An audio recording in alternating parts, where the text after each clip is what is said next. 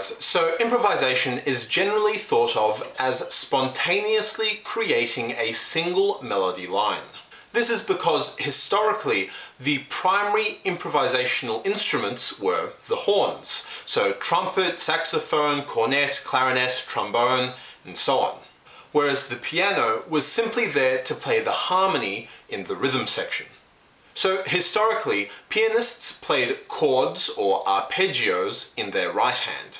This can be clearly heard with ragtime and early jazz pianists who largely just played syncopated patterns around chord tones, so broken chords and arpeggios essentially.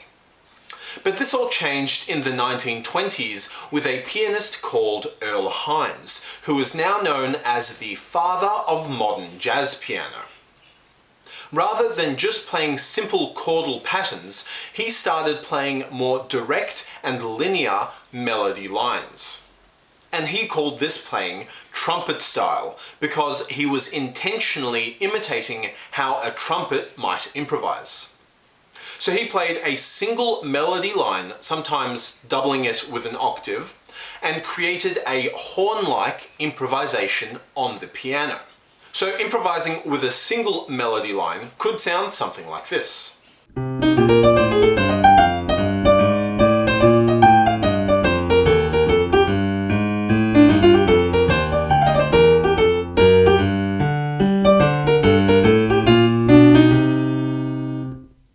Right, and this was considered much more modern than just playing chords or chordal-based patterns. But that doesn't mean that you should completely neglect chordal piano soloing.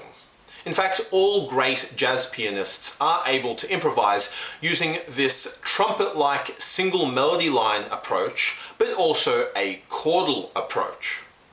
And the great thing about chordal improvisation is that it sounds really interesting and complex, but actually it's quite simple. Right, and that's exactly what we want. Something that sounds complex, but is actually really easy to do. And all you really need to learn is how to play the chords in your right hand.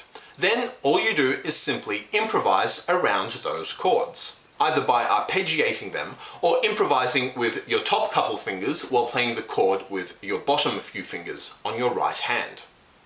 So the first thing you need to do is to learn the chords. For example,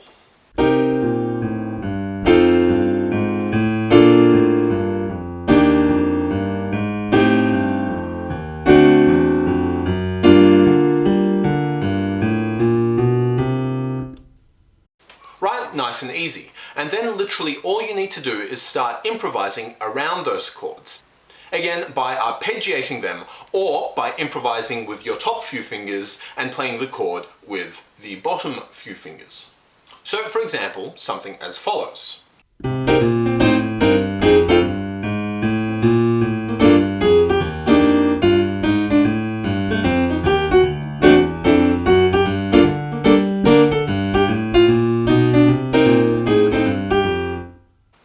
And here I was using just plain old seventh chords, but there's no reason you can't use other chord voicings, such as rootless voicings, and improvise around them.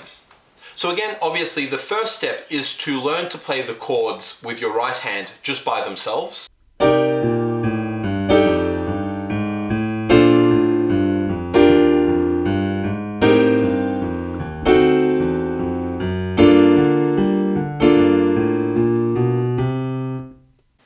Right, so that was just using rootless chord voicings, and if you don't know what they are, I have a separate video on those.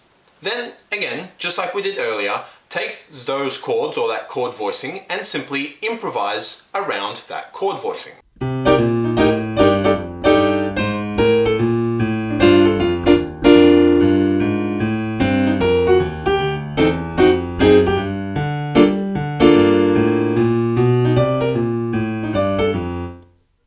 See, so it sounds really interesting and like there's a lot going on, but really I'm essentially just playing the chords and then putting in a few little passing notes or connecting the chords somehow, or arpeggiating the chords.